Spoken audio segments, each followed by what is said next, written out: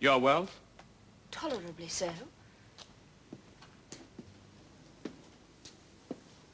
You did not come to tea. They said you were indisposed.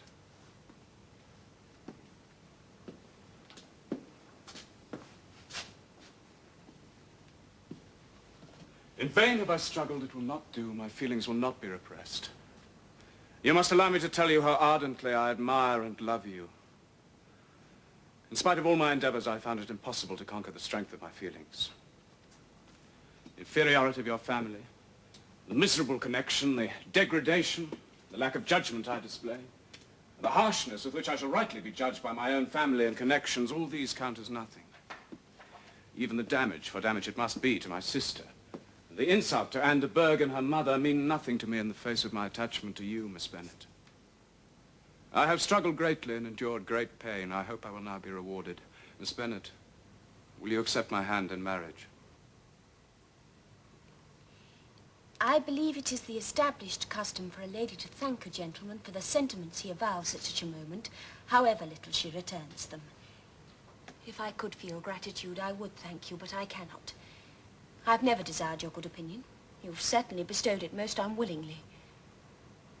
I'm sorry I have occasioned pain in anyone. It has been unconsciously done, however, and I hope will be of short duration.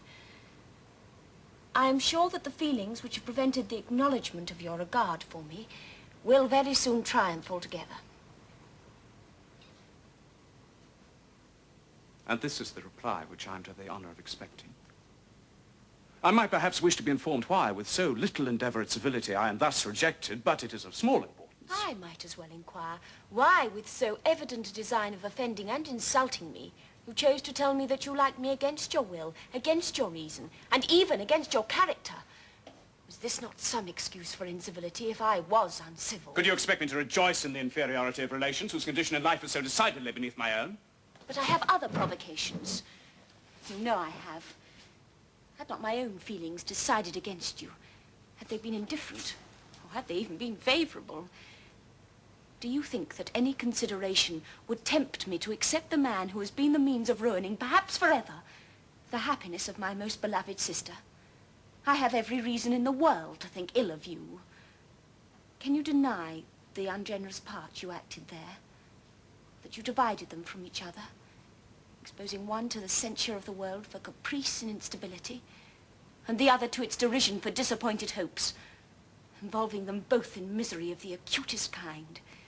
Can you deny you have done it? I have no wish of denying that I did everything in my power to separate my friend from your sister, or that I rejoice in my success. Towards him, I have been kinder than towards myself. It is not merely on this affair that my dislike is founded.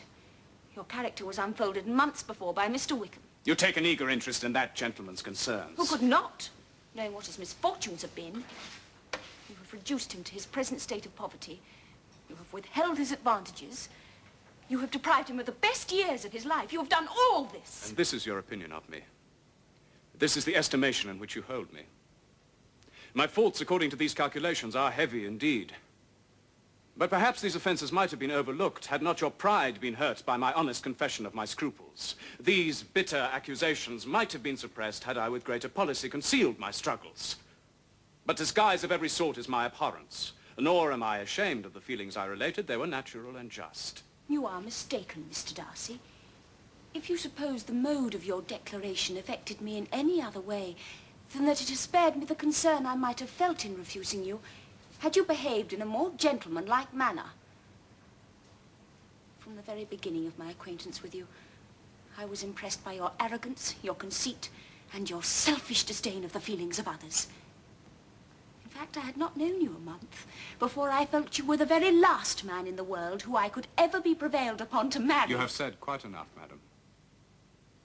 I perfectly comprehend your feelings, and have now only to be ashamed of what my own have been. Forgive me for having taken up so much of your time, and accept my best wishes for your health and happiness.